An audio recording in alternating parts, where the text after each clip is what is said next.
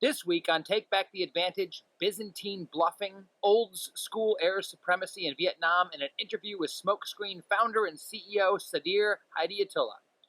You know that feeling when you find money in the pocket of a jacket you haven't worn in a long time? Well, if you want that feeling every week and sometimes more often, go ahead and click that subscribe button. Here we go.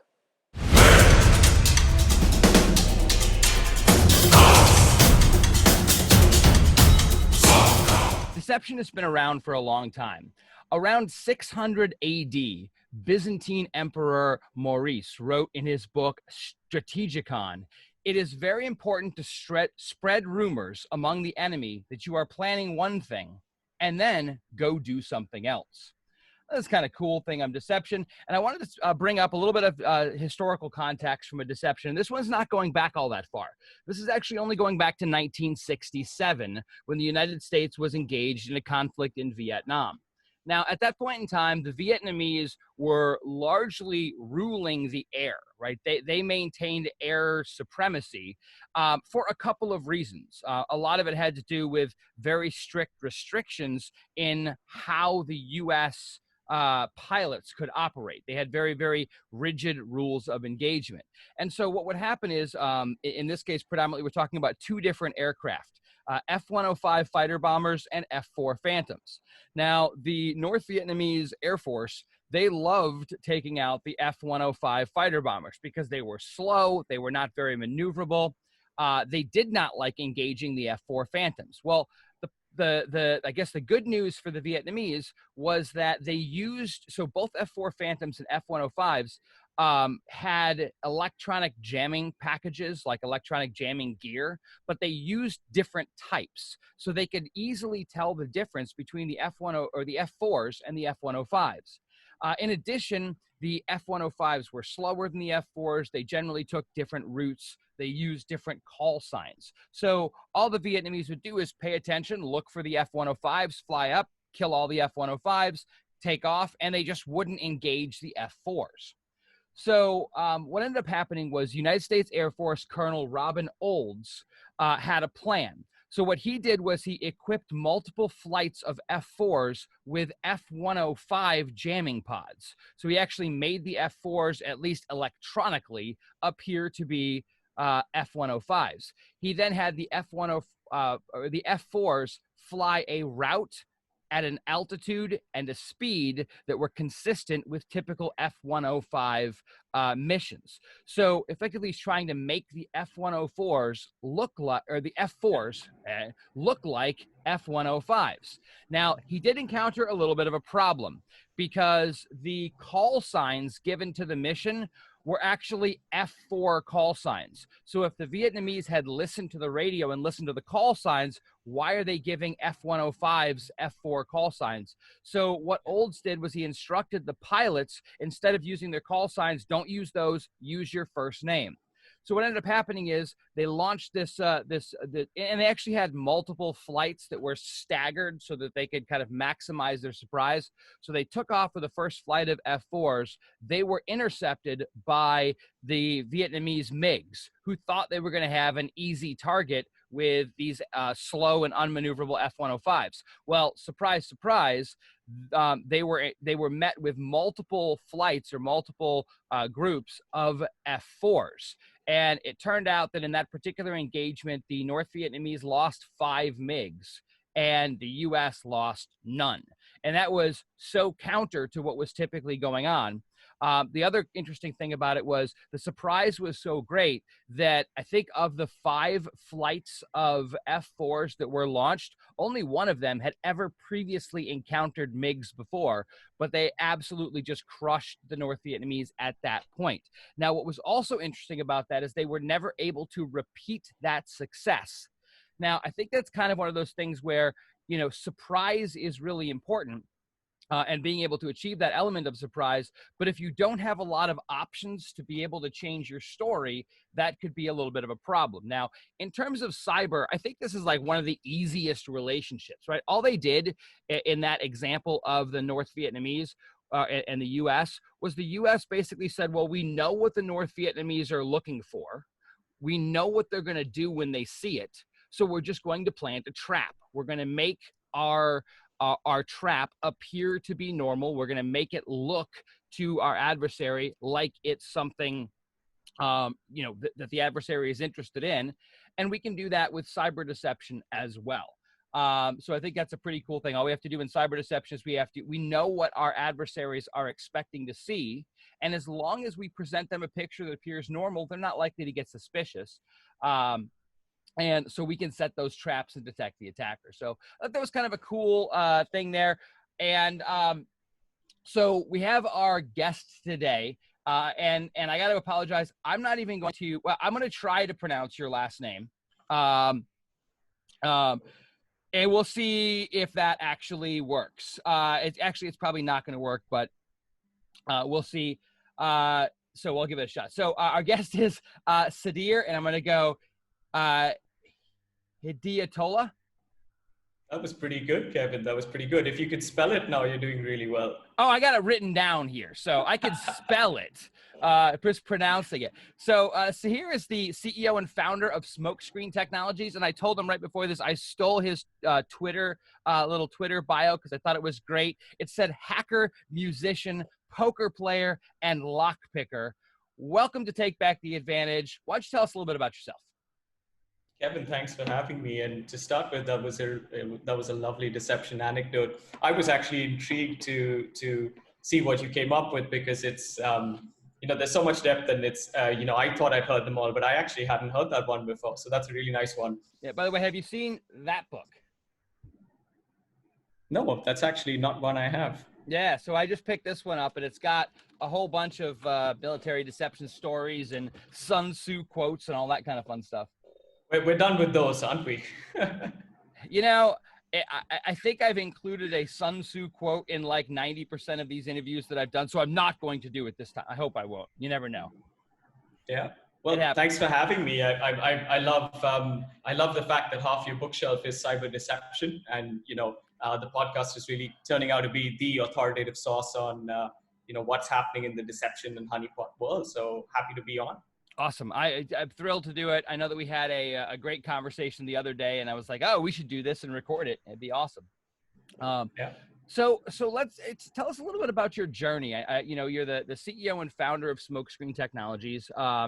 And so how'd you get there? Like what befell you that you ended up in this particular position in your life at this point in time? Well, it's an interesting story. I actually started life as a hacker. I used to break into stuff. Before my COVID-19 haircut, I had hair down to my shoulders, sort of like how you're hiding it behind there. Yeah. And I discovered somewhere along the way that people paid you a lot of money to break into stuff and tell you how it happens and help you figure out how to fix it. So I worked offensive security, primarily rootkits, stealth malware detection, stuff like that for a long time. I then decided that people were basically selling my time and knowledge. So I quit, started my first consulting business. We used to do high-end red team work. That's where the lockpicking stuff started. So back then, physical security assessments was pretty new as well. And the idea was, to kind of really bring offensive ethos and experience and thinking to the defense. And once we sort of did that for a while, I got pretty disappointed with the fact that you could usually go like a hot knife through butter through most cybersecurity solutions that were deployed. And so we said, could we give the blue team something that lets them punch above their weight? And could we build more authentic cybersecurity solutions, things that are good trade-offs? They're not perfect, but they're really good at fixing a problem in a pragmatic sense. So in 2015, my co-founder and I started Smokescreen. Our previous business was acquired. And we started Smokescreen with the idea of, it wasn't really just building deception. The larger ethos and vision of Smokescreen is to build pragmatic defenses that allow defenders to punch above their weight. Deception is just an embodiment of that.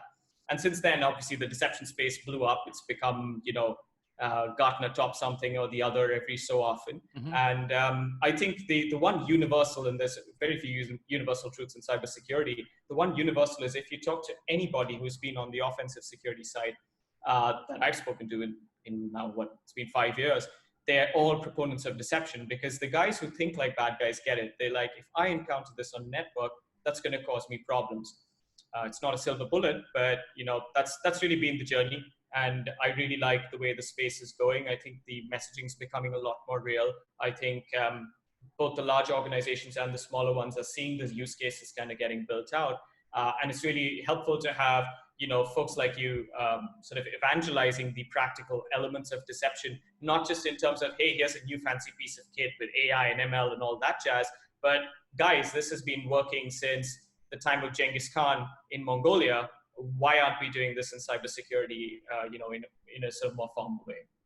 Yeah, I like that and it kind of mirrors a little bit of my story with cyber deception, where I had the opportunity to start looking into it. And I'll be honest with you, when I first started looking into it, I didn't get it. Like I was just kind of going through material and I'm like, what are we talking about here? And then one day I was just because I had my mind sort of siloed into this sort of blue team defensive thing. And one day I kind of looked at it and went, wait a minute. How would this be if I had to do a pen test against this? And then went, that would be terrible. And it was like that moment that I was like, oh, and it just clicked at that point in time. And I was like, oh my gosh. And from that point on, I'll be honest with you, I've gotten very little sleep in the last, couple of years because I wake up in the middle of the night thinking about this stuff. It's so cool and so powerful. And that's one of the other things that I love about this. And I'll ask you this. This is not a deep and probing question. I just think it's kind of cool. Have you met anybody who understands cyber deception that doesn't absolutely love it? No, I was just going to say, you're probably going to start a deception company in a couple of years, because those sleepless nights suddenly end up becoming, you build products out of it. I can speak to, a few people in the space. I'm pretty sure most of the guys who started offensive, Gadi at Symmetria, you've got Haroon at Thinkst. A lot of folks basically said, yeah, this works. We can't stop thinking about this as being a solution or a possible solution. And then they ended up starting companies. So yeah, absolutely. That's the dangerous thing with thinking about this too much. So let me ask you this. So one of the challenges that I see when I talk to people about deception is this reluctance to want to get involved in it. And I've seen it expressed in a lot of different ways. I've seen people say things like, well, if it's so great, then why isn't everybody doing it? I mean, that's kind of one approach that I've seen, but I see a lot of pushback. It seems almost like because being deceptive as a human being is generally not considered to be a positive trait. And there's the other aspects that I see is it almost comes across as being too good or too effective. You have this sort of like almost, I guess, snake oil aspect to it, where you're like, no, it really does all this stuff. We can catch bad guys on the network. We can catch them much faster with low noise, with very few false positives, all this kind of stuff. And everybody's like, no way. There's no way. So what do you say to people that are resistant to the concept of cyber deception? How do you get them closer to understanding what the value of this stuff really is? Kevin, I completely agree with many of them. So I actually don't like the word at all. Unfortunately, once things get named, you're kind of stuck with them. The word decoy sounds slightly better. Traps, you think entrapment. I don't think the word deception is a really good word for it. You're doing a form of internal threat detection, and applying very negative kind of words to that is not necessarily a good thing. Also, I believe the deception market has been mismessaged. There was a lot of VC money into it very early, and that resulted in a lot more overcommitment from marketing than there was from technology. Mm-hmm. And the rational voices in the room are becoming abundantly apparent now, right? But definitely in the early days, I was having a conversation with someone, CISO from a large organization. He said, 2016, when I looked at that stuff, I asked myself, isn't this something I could just do myself? So we're still victims of this, where we're over messaging what it can do. There are folks who say it's a silver bullet. I mean, more power to them if they believe that. I don't believe that there are any silver bullets in cybersecurity. Well, there are silver bullets in cybersecurity, it's just that nobody can afford them and nobody has the time to do them, right? So it's not a silver bullet. That's what I would say to people who are going for it. I think the most important thing to understand about deception is it's a solution for complexity. It's designed to be something that's a great trade-off between the effort you invest into getting it out there and running it versus the pain it causes the bad guy. And if you can, with minimal effort, cause a lot of pain, I consider that a win, especially when you consider the threats that the 20% of threats that cause 80% of the damage. I think that's a worthwhile trade-off. Unfortunately, it's, we're constantly looking for things that solve cybersecurity. I don't think we're ever going to find them. We're all going to have jobs for a long time. And that's really where the problem has been. It's been mismessaged and it continues to be mismessaged. Yeah, and I like that analogy. You talk about we make things harder. We make things harder for the attacker without making things significantly harder for us. A few years ago, I think I was at the ShmooCon conference. I believe that's where it was. And one of the speakers, I don't remember who it was. It might have been that guy Mudge, who used to be, works for DARPA and whatever. But I think he said something. And my numbers are going to be wrong here, but the point will be, he said something like the average piece of malware is like 157 lines of code. The average defensive technology is like 50 million lines of code.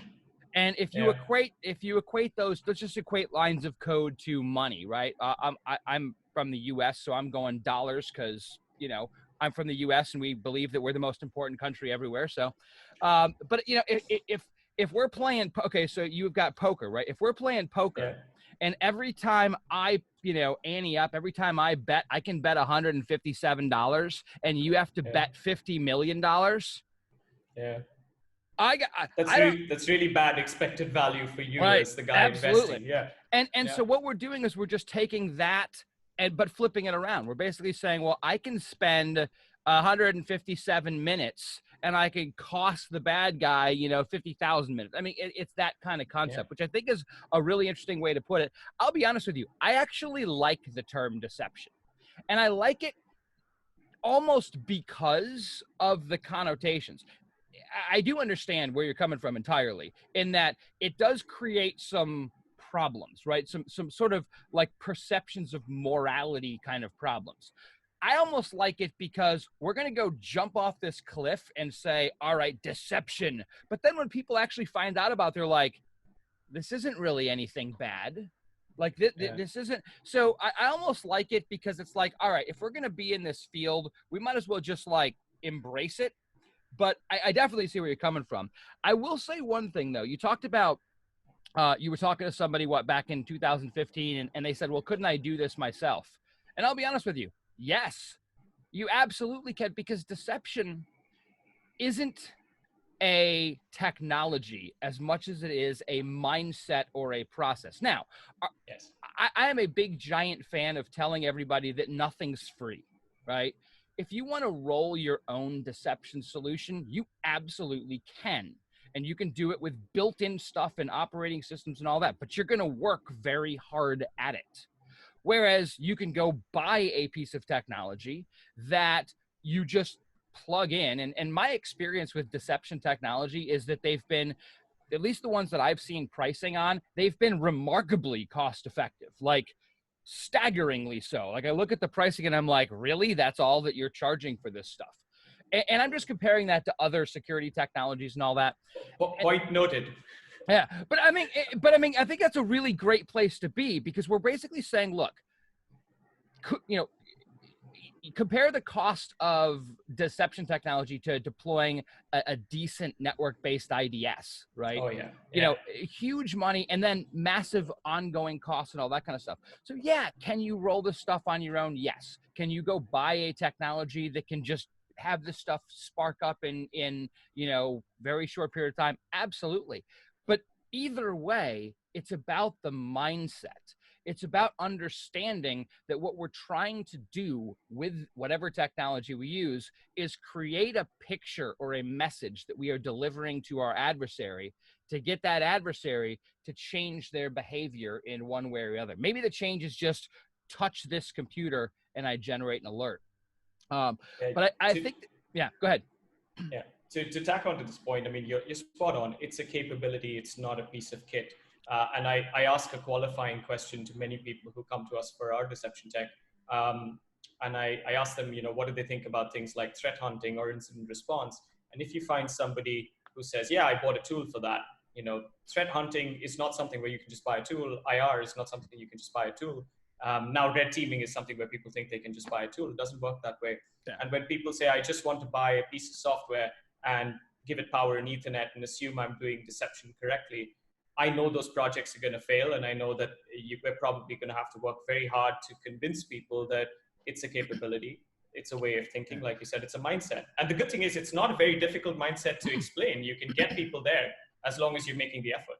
And actually, that's a really, really, I like that way that you put that when you talked about, and it's the first time that I've heard it put exactly that way, and I really like it. So I'm definitely stealing it in the future. Part of the problem I think that people have is blue teamers buy tools, right? That's what we do, right? We buy products to put between us and the bad guys. Red teamers buy capability, right? If you're a red teamer, you use tools. But your red team actions, your pen test isn't the tool. And I think that that's kind of a really good way of looking at, and I guess maybe crystallizing this aspect of, we oftentimes talk about deception as using offensive techniques against the bad guys. But I think that's almost one of the best examples of that offensive technique or mindset, which is very tool agnostic, right? I don't care what port scanner I use. I know how to do port scanning. And so this aspect of, it's a rare defensive capability that isn't tied directly to a tool. And so when I talk about deception, the way that I like to put it is, you don't buy deception to have deception. The deception isn't the goal of the acquisition of that technology or the implementation of that technology. Deception is the method. We have many different goals that we could potentially select from. And that kind of tying it to a pen test or a red team operation, I think is a really good way of doing it. You do use tools. You could roll your own. You could go buy the latest, greatest thing, but it's about approach. It's about understanding what you're trying to do. And that's very similar to the world of deception. I agree. That's a good way of putting it. Yeah. So what would you say if there's an organization out there and they're, all right, I've watched a bunch of these things. I'm sold. I want to do deception. Now I'm going to put a caveat out there. I know that organizations of pretty much any size and any sophistication, as long as they have the right mindset, can benefit from deception, right? In other words, it's not one of those things where there's a lot of prerequisites. However, I tend to think that organizations would benefit from having certain things in place before, going into deception, whether that's technology, process, procedure, whatever. So if you're talking to an organization, what would you say would be and I'm going to air quotes, right, prerequisites of deception? I know that it's not an absolute requirement, but what would you say organizations need to have right if they're going to get the best bang for their buck when they deploy deception? That's a great question. So, I mean, I'm a fan of the non-sexy, boring stuff. So I think asset inventory is something that people don't think about enough. If you do it well and you do it right, I think, have you guys looked at HD Moore's Rumble Run? The new project he's running. I mean, that's one of the smartest guys in cybersecurity working on what is ostensibly one of the most boring problems in cybersecurity, right? So if you have asset inventory, that's going to go a long way. However, there's a nuanced answer to this. The great thing about deception is sometimes when you have absolutely nothing, it's your best choice. I'll give you an example. I was dealing with, a couple of years ago, it was a medium-sized bank that had a SWIFT breach, and they had, X million dollars had been transferred out. And we were called in an IR capacity. And they were sitting there futzing with how to connect a SIM and get all these devices and get visibility. And they had nothing. They probably didn't even have a CSV with what was on the network. And what we said was, okay, we're just going to deploy this. We know they got in from a DMZ, so we're going to ring fence the DMZ. We're going to ring fence some accounts in Active Directory and stuff like that.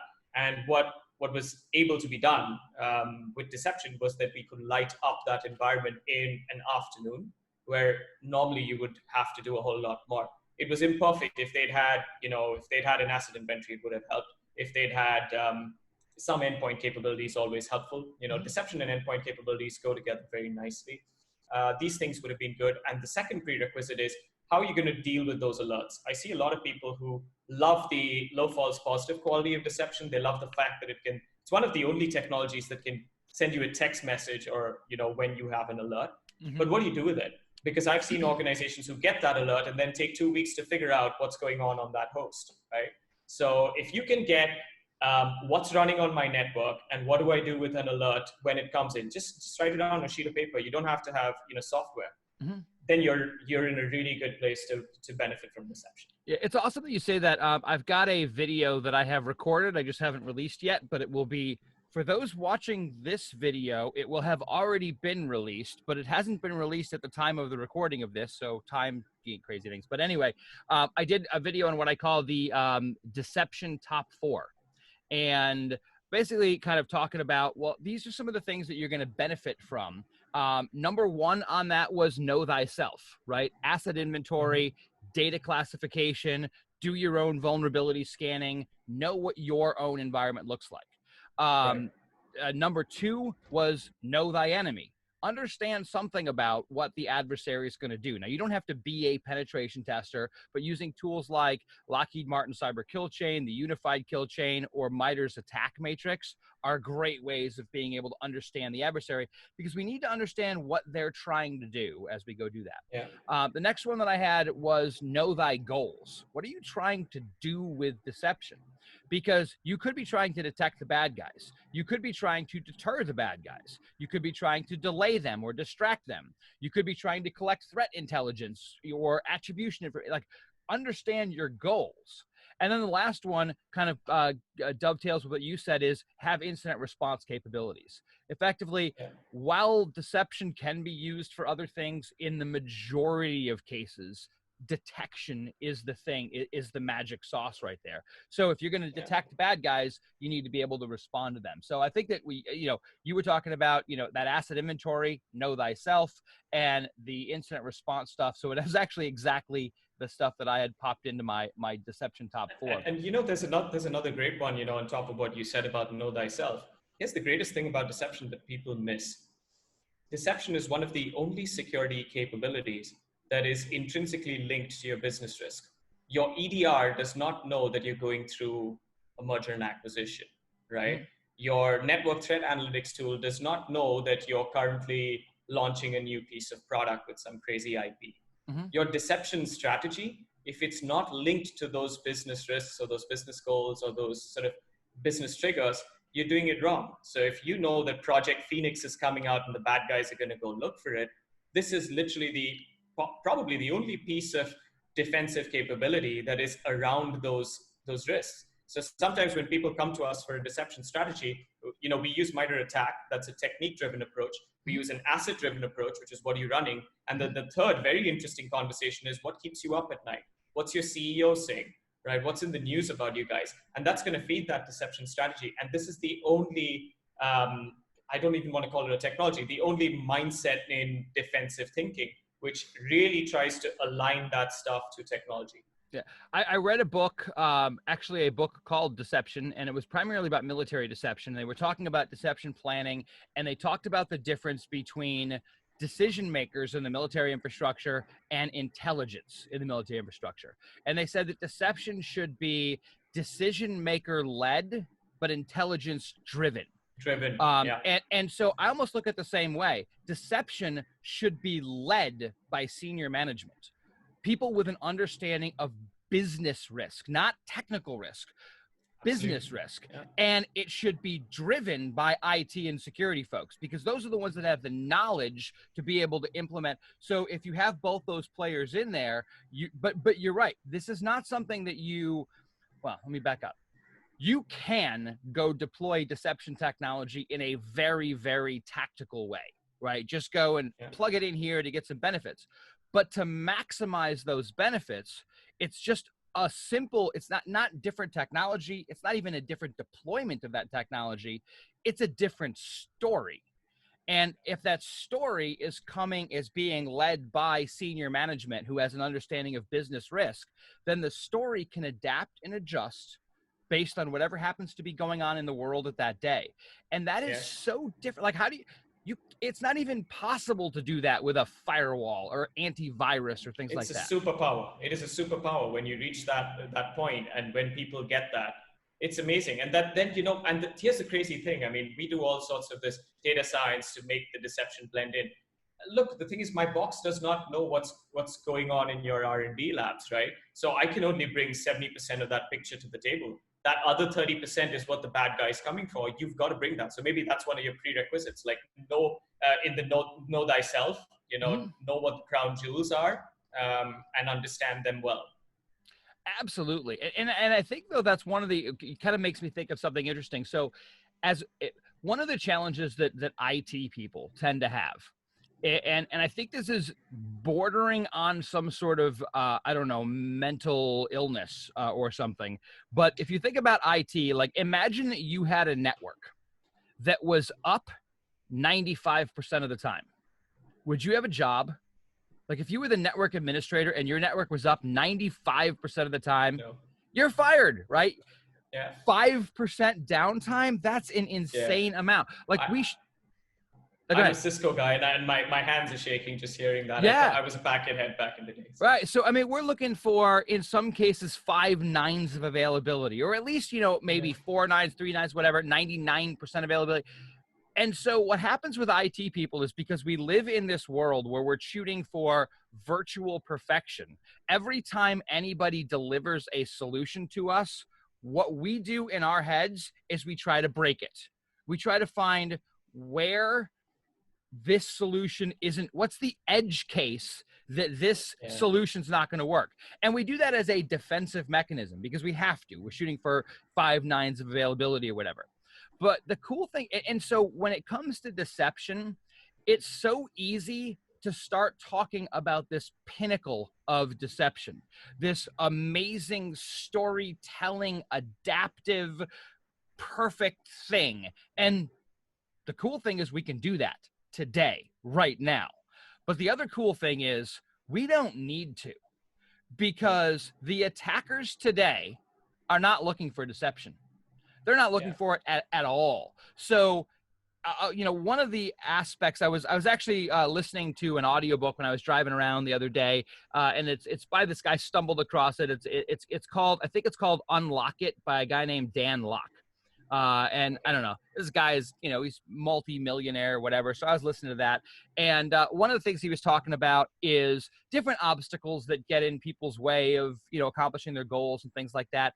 And a lot of this was sort of, one of the things that he mentioned was sort of this analysis paralysis type of thing. All right, well, we're going to go, and I'm going to apply this to deception now. We're going to go do deception, but our deception has to be perfect. We need to cover every factor and social networking posts and every operating system. And oh my God, how are we going to do this? And people just get scared and they don't move.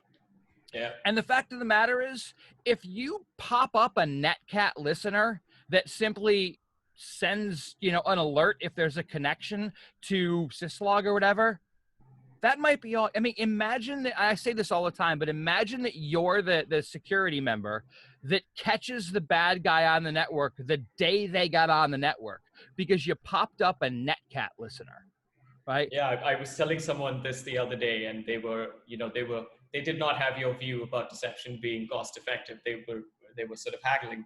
And I said, if you want to do deception, I'll tell you how to do it absolutely for free. Just go put a file called passwords.txt on every single system in your DMZ, right? And just monitor that account, create one AD account, monitor that account. Somebody breaks into that DMZ, which is happening a lot these days with RDP being brute force and all that stuff, right? Just do that. That's absolutely free. It's a text file. It'll take you pretty much no time to do. That's deception. Another SANS instructor that I was talking with, a guy named Matt Toussaint, took that a step further. So he's like, sprinkle these password.txts. Maybe you don't do it on the DMZ. Maybe you do it on everybody's desktop or fake users' desktop, so it's not obvious to the real users. But what you do is set up, if it's Windows, you can set up audit object access and and set up triggers based on that. So you could literally, somebody touches password.txt, they get kicked off the network immediately. Now they hack back in. They touch a different passwords.txt. They get kicked off the network again. They do this a couple times. Then they stumble across a passwords.txt or something similar that was actually put there by a real user. They don't touch it because they know that every time they touch a passwords.txt, they get kicked off the network. So we can actually use operand conditioning and deception to condition the bad guys to behave the way that we want, which I think is just such. So this is going to go into your VC pitch deck. You're now doing agentless privilege escalation detection for multi-stage attacks with cognitive downside for the bad guys. You're going to raise a lot of money. You have been involved in marketing speak far, far too long. I'm suffering it. I'm suffering it. Believe me, we're lousy at it, and we like to stay that way for the most part. Yeah. I mean, that was very impressive. Like, I was like, I'm gonna have to record that. That needs to be my venture, because I'm like, oh, that sounds awesome, right? Yeah. Although there is an irony to pitching deception as a VC thing, because like, then there's the meta aspect, right? Is my entire deception pitch deceptive just so that I can get some venture capital money? I don't know. Oh, well. It's deception all the way down. Yeah. How meta can we make our deception? That's pretty awesome stuff. So let me ask you this. What, in your experience, so organization, for whatever reason, they decide they're going to roll out deception. They purchase your technology. They do it on their own, whatever. What is your experience around what surprises people after they've put deception in? Like, what's the shock, the awe, the wow factor that you find? So usually it's very anticlimactic as a technology. What will happen is you'll plug it in, you'll get it going, and you'll suddenly see it light up. And you're going to be like, wow, and this is a big problem. So there's a secondary quality to false positives. If I tell you something is very low false positive, every time it shrieks at you, you're going to give it a lot of attention, right? So it's going to go, and it's suddenly going to go ping, ping, ping, and there are all these alerts, and you'll get really worried. And then you'll go look at it, and you'll find that, someone's running Qualys or Nessus every Friday evening, right? Or you'll find that you happen to put a decoy on an IP address that used to be used by a bunch of people as a printer, and that's still configured on the desktops. That rubbish happens. So you're going to go from that to suddenly seeing, hopefully, an empty dashboard, right? And when you see that empty dashboard, that's actually what you should be seeing. But unfortunately, we've again been trained to believe that we should see a lot of pew-pew and a lot of stuff going on. The default in deception is silence. Silence is golden. And that doesn't make for great POCs. I've gone into POCs where they're like, but it's not showing me anything. And I'm like, that's actually sort of the point, right? And then, there are ways to get around that. You simulate and you look at stuff. But then sometimes people are left saying, how do I say that this is doing something? And if you're doing a 2-week POC and, jumpy bear, dancey bear, whatever kind of bear you want these days is not on your network for 2 weeks in that exact network segment, how are you going to evaluate it? Yeah, and that's honestly one of the challenges that I've seen with deception is it's such a hard thing to really demonstrate, because it's one of those things where you're either going to do the really typical, all right, hi, I just put this deception host up. Watch what happens when I port scan it. Great, like, yay. But that aspect of it being silent, right? The very first deception technology that I ever saw, I had a demo of the technology, and they got to the screen where there was the, here's where all the alerts are going to show up. And they said exactly what you did. This screen should be empty. And coming from a world of SIMs and IDSs and all these other kind of detective technology that, have turned into what amounts to a big data problem for us, to say, no, there shouldn't be anything on here. And it was shocking. Like, it was like one of those, like, wait a minute, what? How is that possible? Now, to your point, though, I want to focus on something. You're 100% correct in that you plug the thing in and there's noise on the network. Now, that noise is the stuff that you just expect to be there, the regular vulnerability scanning, whatever, just as you said. I think I know the answer to this, but in your experience, how hard does it end up being to track down that noise, right? So alert pops up when you first deploy deception. How hard is it to figure out that, oh, that's just Bill over there doing port scanning? So this, if you're smart about it, it's actually pretty easy. For example, you can easily find the signature of, Nessus or Qualys or even Nmap or whatever, and you can say that this is what it is. And usually people can make a reasoned judgment as to the fact of where it's coming from. Asset inventory is again helpful. If it says Joe from cybersecurity, the VA guy, right? He's maybe running something. So I think it's pretty easy. Most tools have some sort of capability to whitelist or automatically kind of deal with this stuff, kind of downscore it. We had a head-slappingly stupid moment where when we built, I think it was up to version 2 of our product, we used to do high, medium, low. And then one day I was just sitting there thinking about it. I was like, what is low? If I'm messaging to you that everything you see on this dashboard is important, what does low even mean? It doesn't mean anything, right? There are actually deception products that don't show you low, which is really funny because, I mean, Right. think about that, right? So we went to risk scoring. So risk scoring is, okay, you send me a SYN packet plus 5. You upgrade to a full connection plus 10. You send a GET request plus 15.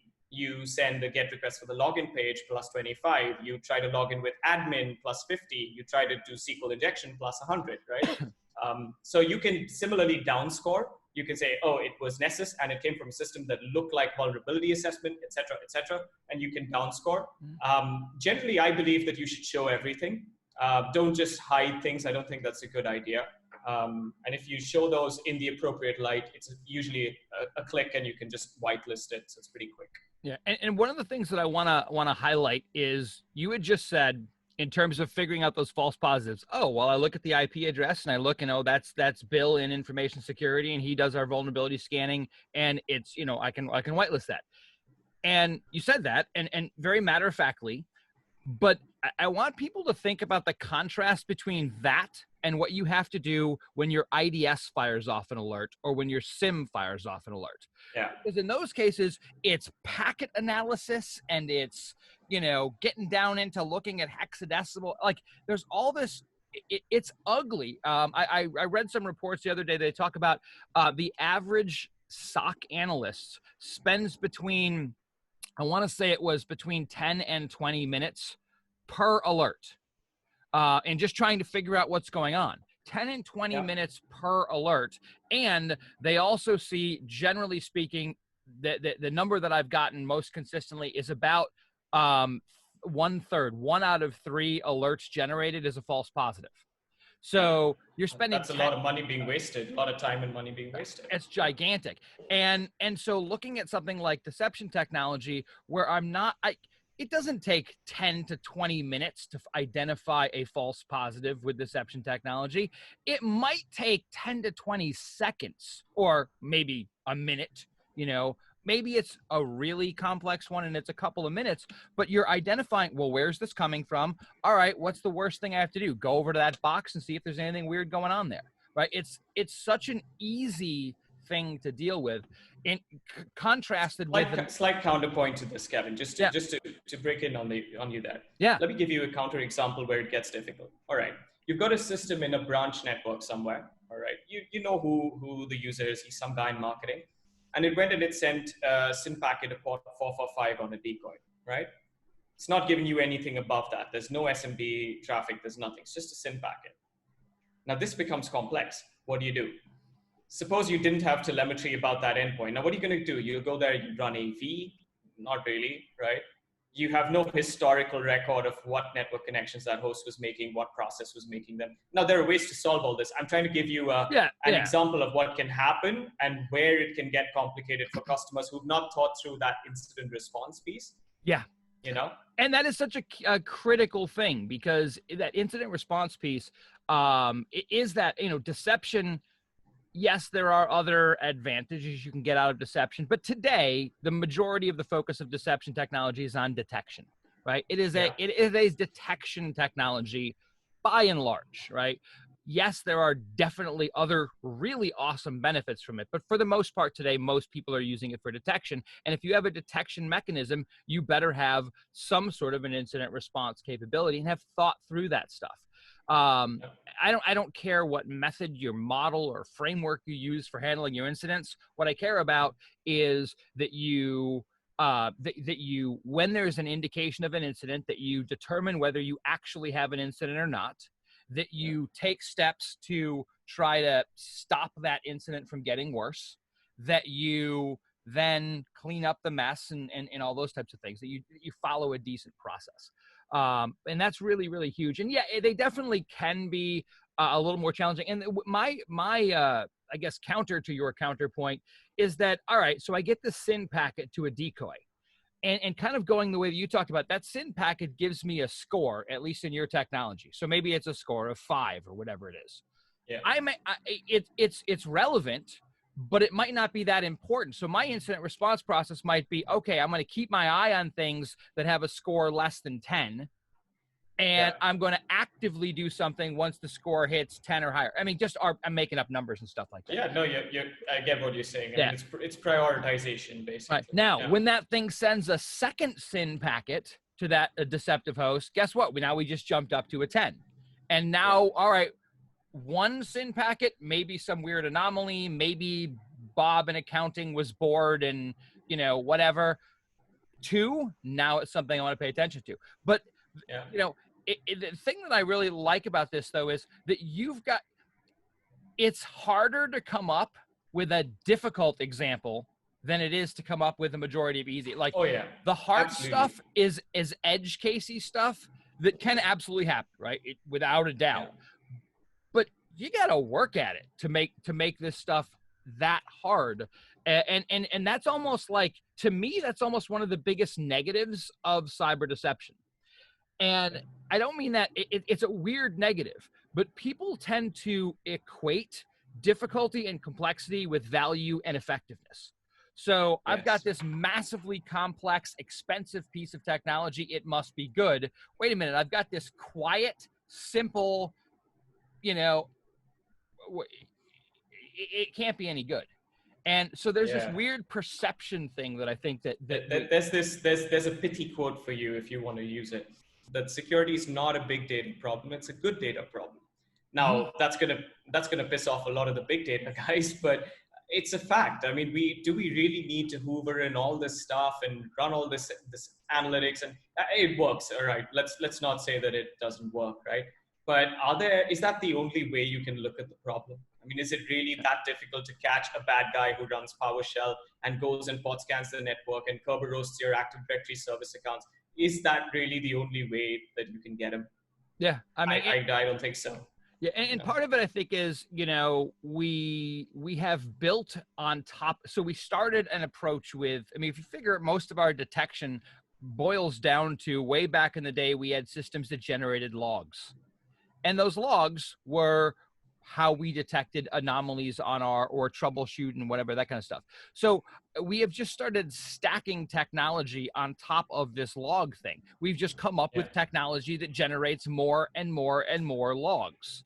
And the thing about deception is it's an absolutely disconnected way of looking at the problem. There's very little in common between a log-focused detection, whether that's antivirus, IDS, IPS, SIM, just regular system logging, all that stuff. There's almost nothing in common philosophically with that approach and what we do with deception. And we're the emo kids in high school, aren't we? Exactly. Yes. And it's such a different way of thinking about things, which is really, really cool stuff. So as we look at this, I always try to like to keep these things around an hour. So we'll start, but I want to throw it out to you. What do you want to say? The floor is yours. What do you think the most important message to get out with respect to deception? And by the way, all that kind of fun stuff. What's your message? I think there's two sort of messages. The first message is probably to people who are considering deception, right? And you've articulated it really well with the 4 points you made earlier. I think look at deception from a very critical lens. Apply your mind to why this works.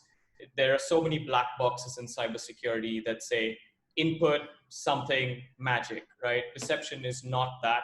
And every time you see deception that's becoming that, that's a code smell. That's not something good, right? It should not be complicated. The idea of deception is simplicity, reduction of complexity, easier, not more difficult, right? Less to deploy, not more, right? So that's what I would probably say to the buying community. To the vendor community, and of which I'm probably equally at fault, we have to figure out how to message this thing. I mean, it's called one thing, whether we like it or not. Can we message it better? Can we do better in terms of articulating what our sales folks say on the ground? And the reason I'm very passionate about this is I believe in this stuff. This is what I run on my home network, right? This is what I would do to keep the bad guys out. And we're going to miss an opportunity in cybersecurity if we don't message it right.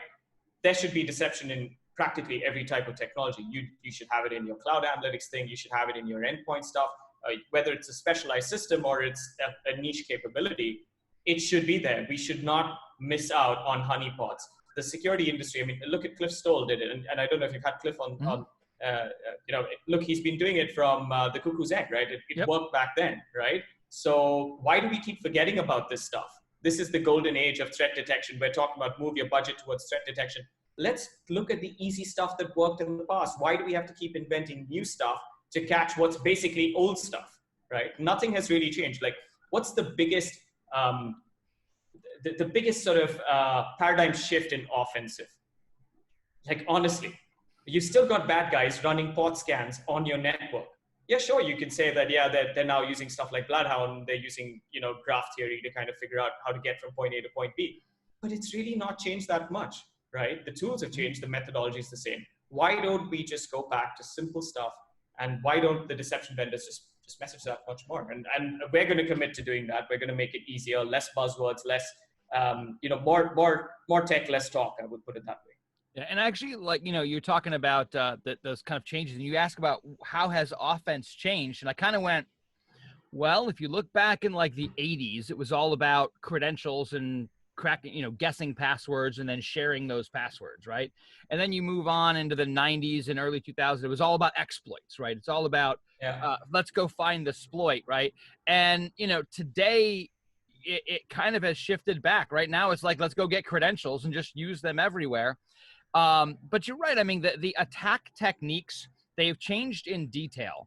But the fact of the matter is they're still doing the same basic things that they've been doing for, for decades. And one of the, there's I was going to not say this, but it's relevant to our conversation. So there's an author, guy by the name of Barton Whaley, who writes deception, books on military deception, among other things. And in his book, Practice to Deceive, he states that in combat, deception strengthens the weaker side. And when all other factors are equal, the more deceptive player or team will always win. The fact of the matter is bad guys have been using deception against us for decades, and we haven't been using it against them. And therefore, they've been winning. And, we now have the opportunity, and whether you want to call it deception, whether you want to call it something else, I don't really care, but we have the opportunity to change the game entirely, at least from the perspective of the bad guys. Because when the bad guys get onto a network and they can't tell the difference, or they can't, it's not tell the difference. They have no real way of determining whether a specific system is real or whether it's a fake or notional system. The best thing that could happen from the attacker perspective is they're going to have to slow down. Like, that's their best case scenario. It's a cognitive pain in the butt. Every APT has a boss and a budget, right? As the quote goes, right? So it causes problems. That's what you want to do. You want to make life difficult. And ultimately, it's a silly joke, but these two guys are hiking in the woods. They come around a bend in a trail, and there's this giant bear charging him. He's going to eat him. So the one guy takes his hiking boots off and puts running shoes on. The other guy looks at him and goes, "What are you doing? You can't outrun a bear. They run 35 miles an hour, or whatever." He's like, "I don't need to outrun the bear. I just need to outrun you." Right? The fact of the matter is if you present a harder target to the attacker, a more confusing, a more cognitively intensive target, the attacker is likely just to go someplace else. And even if they don't go someplace else, the work effort that they're putting into it gives you more time to detect and respond to the bad guys. So there's no losing, right? In other words, deception is an almost all positive gain. Yeah, there's some money you got to spend and resources and all that. So, it's not just free magic. But the fact of the matter is that when you look at something like an IDS or a SIM, when you deploy it, you have the downsides of having to spend the operational expense of constantly tuning the thing and analyzing false positives and all that kind of fun stuff. You don't end up with those negatives, and you just end up with these amazing positives. So we should all be doing it. My philosophy. I fully agree. Very absolutely agree. I have a vested interest, but I fully agree. I mean, do deception, do open source honeypots, do things, canary tokens, do whatever. There is free deception you can do. There absolutely is. So it's mindset. Let's talk just as we wrap things up here. I want to give you just a couple of minutes to talk about, your product. So Smokescreen, what makes your product? What's your, your secret sauce? Not under the covers, but what's the, how do you guys position? Where do you guys think you guys play? What's your pitch? I think, I think the difference in deception products is more about philosophy than features. And I'm not a big feature guy. I'd rather cut features than build more. I think what we really hang our hat on is realism. I think it's really the necessary condition for deception. If the deception is not realistic and the bad guy is not going to fall for it, does not matter what you have, does not matter how snazzy your dashboard is. I have a very snazzy dashboard, but that won't matter if the bad guy doesn't fall for it. We work very heavily on deception realism. And why are we good at that? We've just been doing this all our lives. We think offensive. We wake up in the morning, thinking about how, you break stuff, right? So that allows us to create things that look like what we would go after on the network. It allows us to question our own reasoning, in the deception space in terms of things which are givens, like blending in. Mm-hmm. Do you really want to blend in? Stuff like that. So that's really our secret sauce. It's not a particular feature. It's no AI, ML whiz or any of that stuff. We try to keep the product simple, and we try to keep the ethos and mindset very clear, and relentlessly push in, new thinking about deception in terms of what the bad guy will fall for. As long as I can get you that alert, that's what really counts. And if I can do well at that, I think we'll do well with deception. Awesome. Well, this has been awesome. Thank you so much. I've really enjoyed this conversation. You're definitely welcome back at any time, of course. And thanks for having me. This is amazing. It's wonderful to see someone who's got such depth of understanding of both traditional military deception, which is a topic very close to my heart, and cyber deception. And I can't wait to see the course. I think it's going to be amazing. I'm probably going to be a nagging student for you, so beware. Oh no, please. Yeah, I look forward to it. I am very much looking forward to it. So yeah, thank you so much. It's been awesome. For those of you who are watching, please don't forget to hit the little subscribe button, the little bell if you want to get the notifications. If you like the content, you guys know what to do, all that kind of stuff. Because let's face it, and please, one thing that I would really ask is comment, right? If you like something, if you disagree with something, if you want, to hear about a topic, anything like that, please go ahead and comment on that kind of stuff. Because let's face it, we need to start working together to start building this community of like-minded people. Because as I've said before many times, I believe that cyber deception is going to be the thing that fundamentally changes the computer security industry for the better, at least for the better from a defensive perspective. But it's going to require us as a community to come together so that we can, of course, take back the advantage.